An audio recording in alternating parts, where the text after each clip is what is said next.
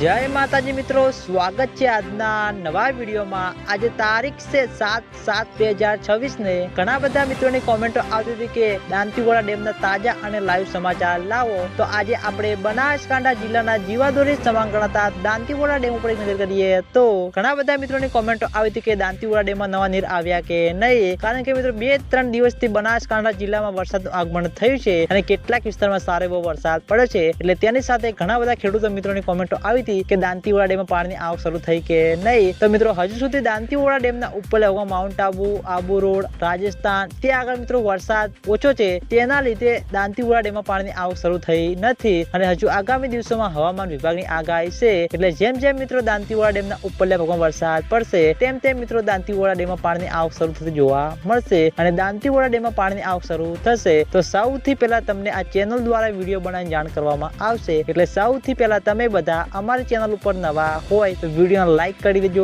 Comment કરી દેજો અને ચેનલને સબસ્ક્રાઇબ પણ કરી દેજો। તો મિત્રો જય માતાજી।